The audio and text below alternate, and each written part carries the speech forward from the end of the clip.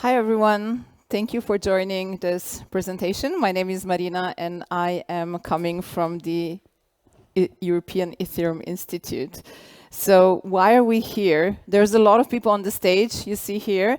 This is the amount of people and even more that is needed in order to work efficiently on the regulatory topics, advocacy topics in Brussels and in the UK as well. So we have quite a big team. We have a lot of people on the stage that will tell a little bit more about what is happening, what was happening in the past, and what we plan for the future. But let us start from the beginning.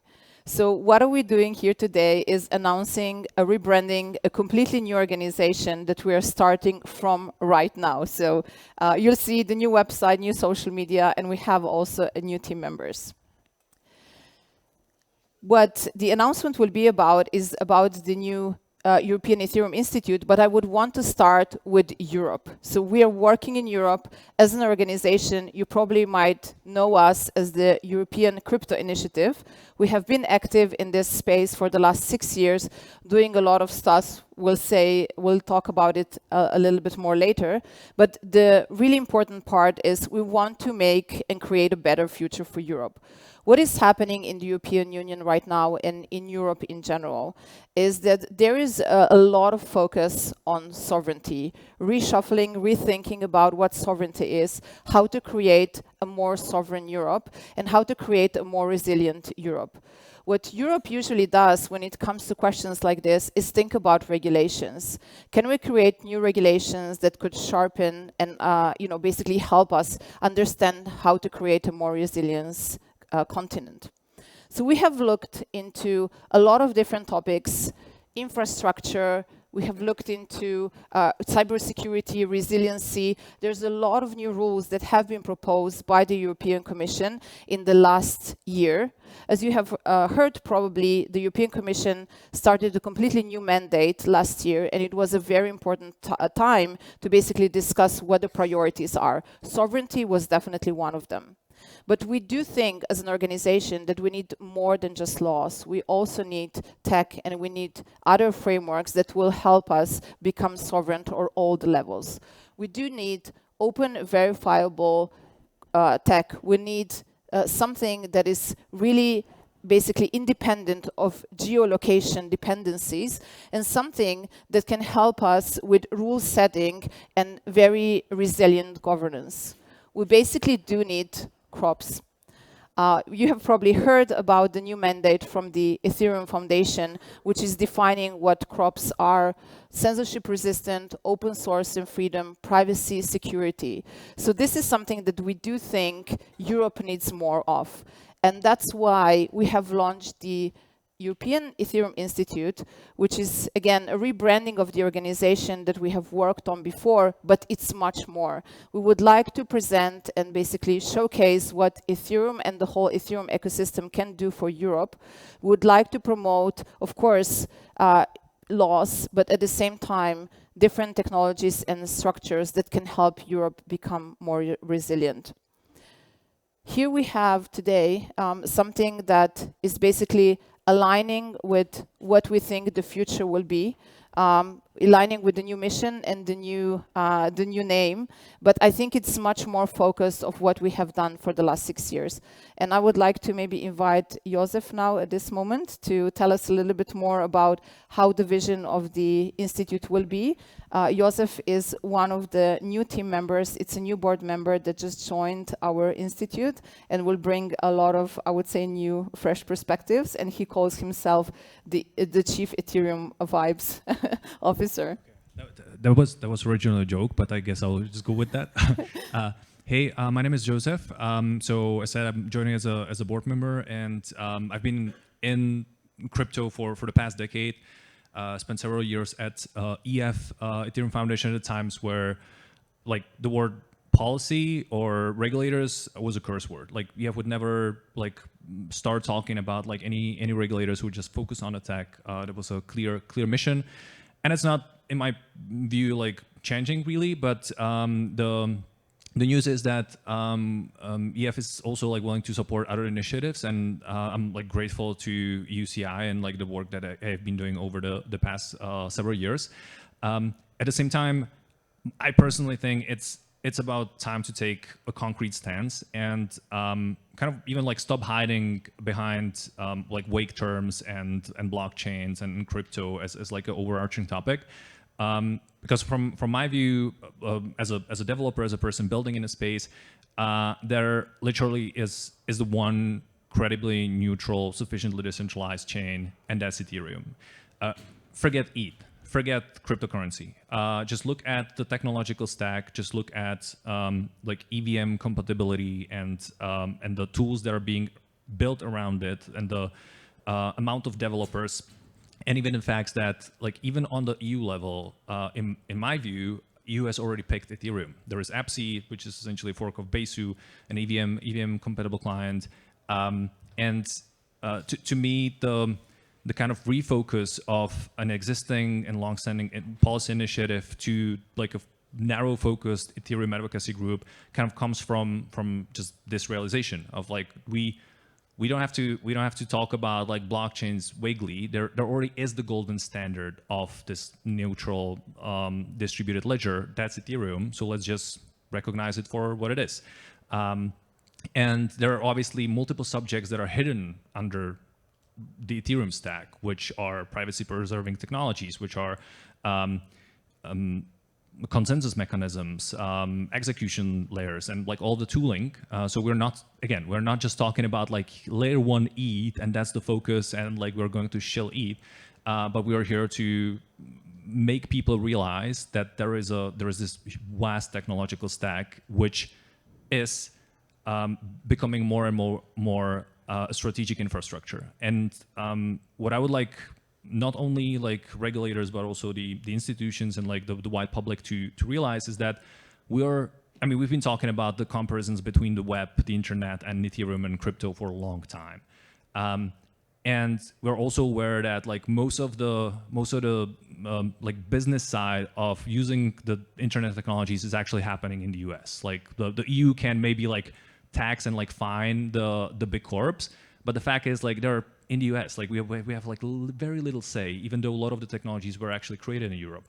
Let's not make the same mistake. Let's actually realize what we're looking at right now, and let's open up the ways, and let's help the regulators to understand we're actually in this day and age where we have the option to support creation of the new like internet paradigm, the new web paradigm here in Europe, and let's just embrace it. Let's make sure not to repeat the same mistake of having everyone leave. And that's kind of, I mean, it says a sharp mission. I've been mumbling here for 5 minutes about all of this, but I think you get the point.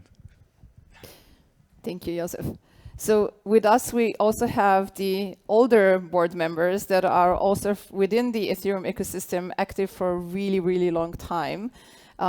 It's going for us a little bit back into how did we discuss this how did we start with EUCI actually, and what have we done in the past, but also basically starting personally in the Ethereum ecosystem for such a long time. What do you see the future? How do you see this past and the future strategy connecting? Maybe I can start with Simon and then we go into with Florian.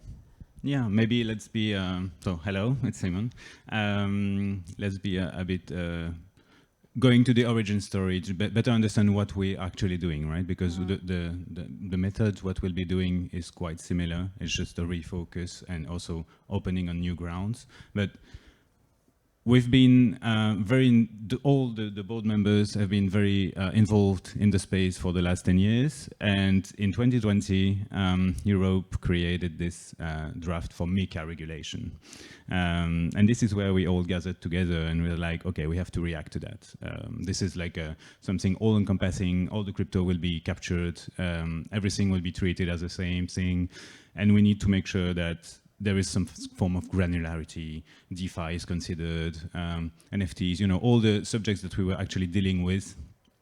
So this was really a reaction, like Europe is coming, regulation is coming, how does the industry react to this? And how does the value, how can we use the values and explain the values that we are working for, and make sure that the regulation will be in line with those stuff. So this is basically the mission that we still have today. And this is, so we had a lot of works going on all the different regulations that happened since 2020.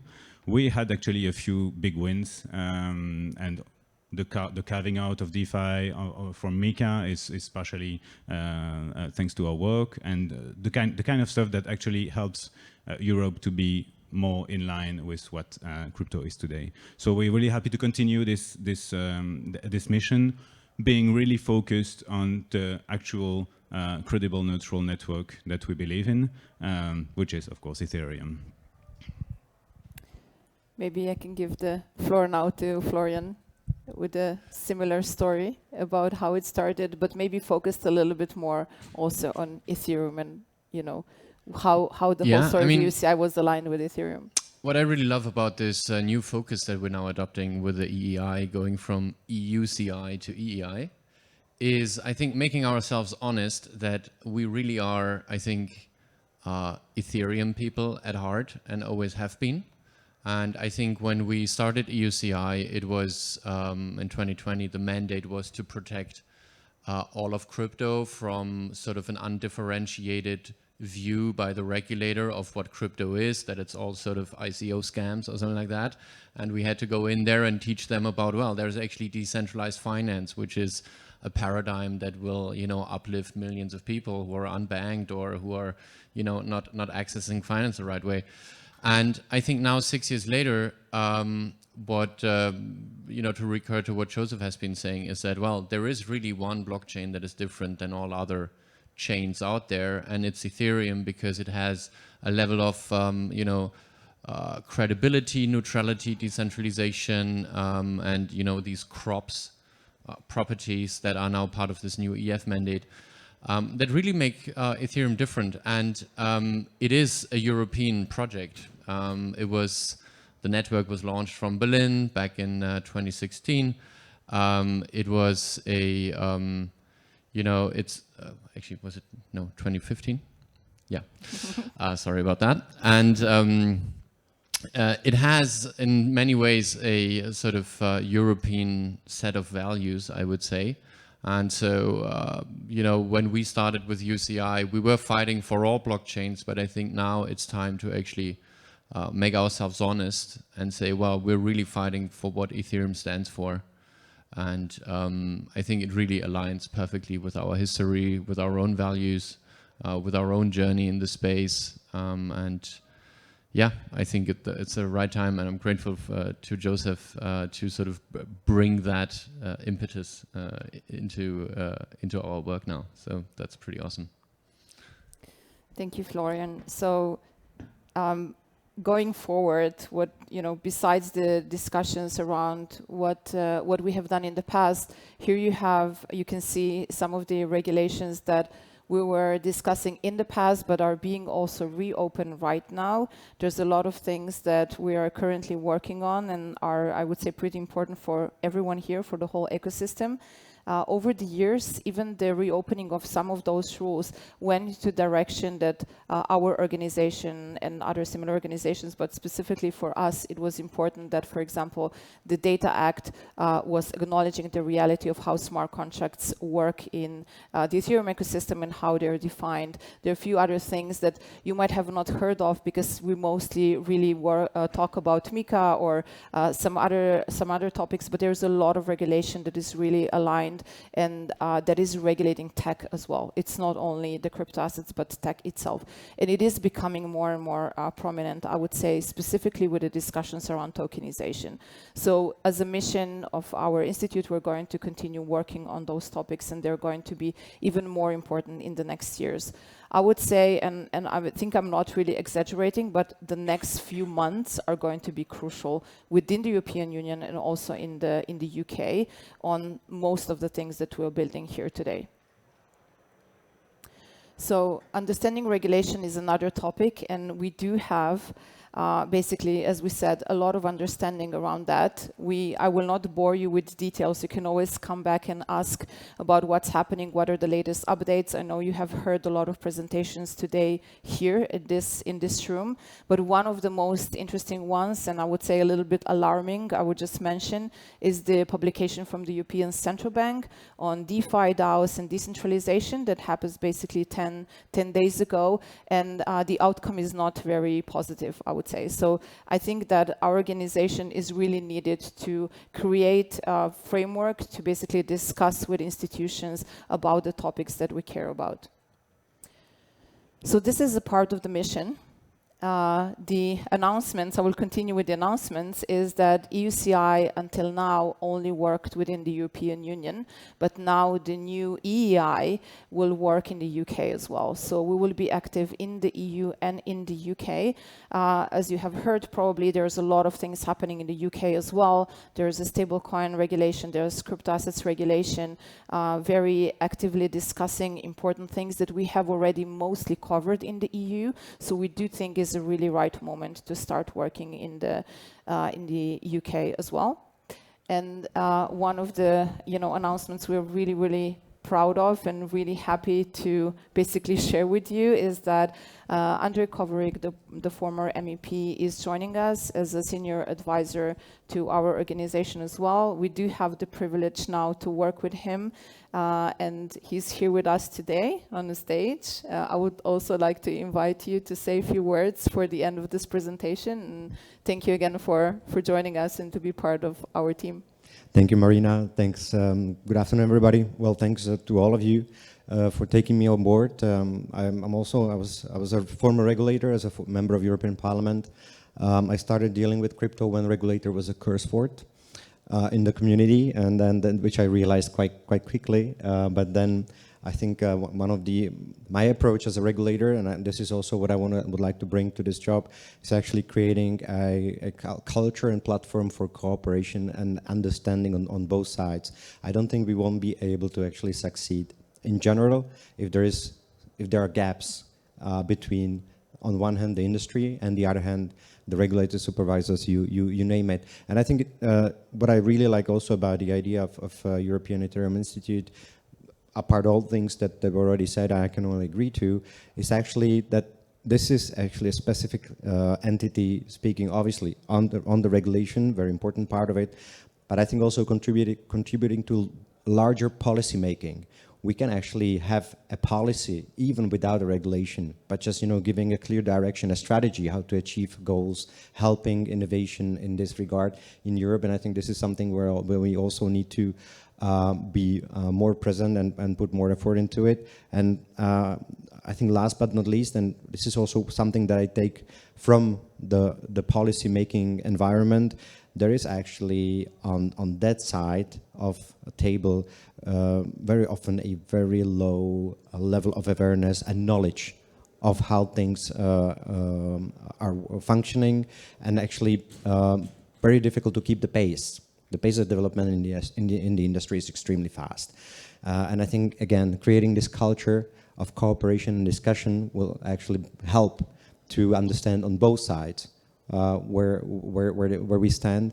And I think bringing, on behalf of the Institute, additional research, data, understanding, provided best practices, examples, I think this is also what can help to shape the debate in Europe the way we would like to see it. So thanks, looking forward to join work, and thanks for bringing me in. Awesome. So one last thing. I also want to thank to the people who enabled the creation of the Institute. So I would like to thank to Mihai Alesi of Akasha, who not only supported the effort financially, but also provided the domain name ethereum.institute. So you'll start finding us under the new domain name as well. Then Gnosis as one of the companies and groups that were very Ethereum aligned and building a lot of the tech stacks that the entire ecosystem is using. And last but not least, of course, the Ethereum Foundation for supporting the mission and actually being game to open up itself to these like regulatory subjects and supporting the groups such as EUCI and now the Institute. We did have some of the members as well from the past, like Lido, and we work with IDOS networks, and of course all the past members that might not be members anymore, but we're very excited for the new family in a way of members that we work with. This presentation for us is basically a celebration, so thank you for being with us here.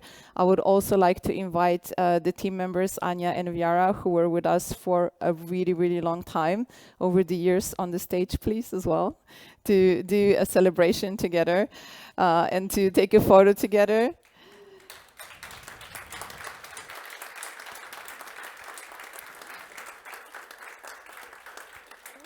This is the team that stayed with us in the good and in the bad times. Believe me, there were a lot of ups and downs. We were, I think if I can say something, we were basically a very resilient organization to work within the last 6 years and continue with the new story. So I'm very grateful for everyone, especially for the team and everyone helping us and supporting us. There's so much support that we have gathered from people that are in the room. It can be financial, invitations to events, just words of support, and it has paid off. So thank you so much, and thank you for coming to this presentation.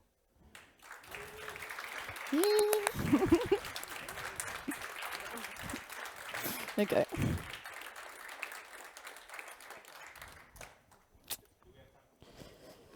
We are out of time, so the organizer should say. Do we have a few 2 minutes for questions? 2 minutes, great.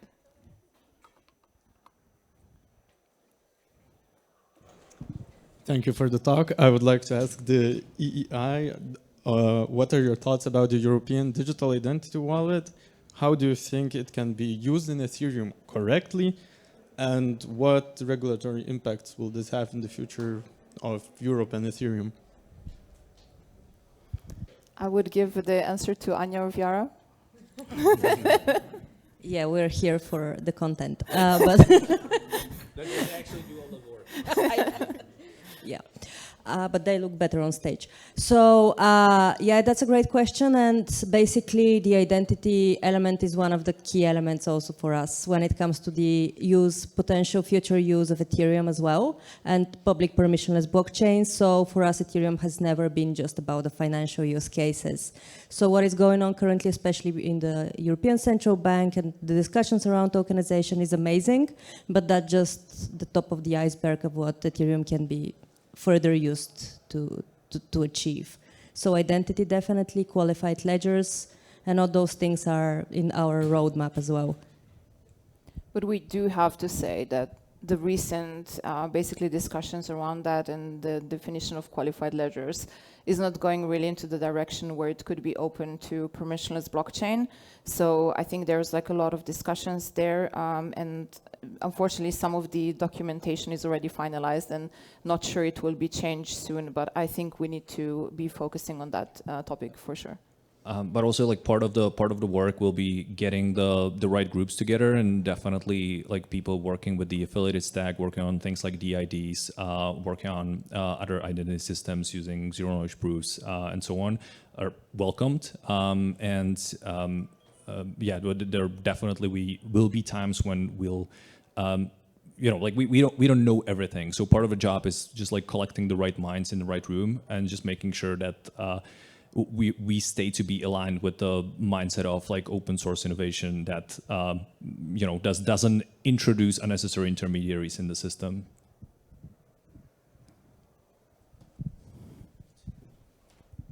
Great news! I love it. Thanks for this announcement. It's great.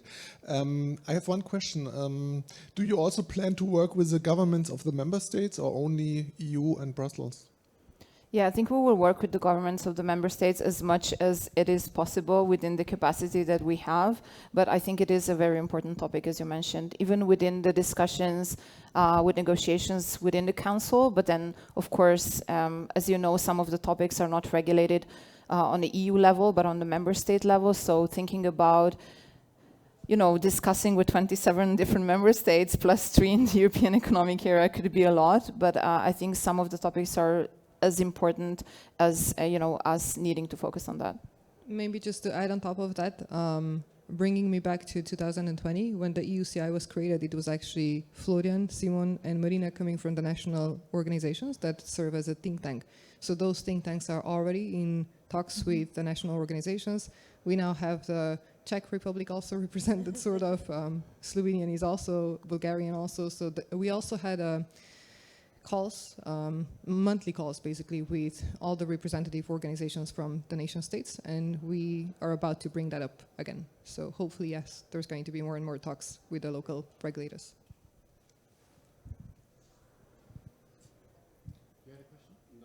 Okay, great. I think we're at the time. Thank you again. Thanks.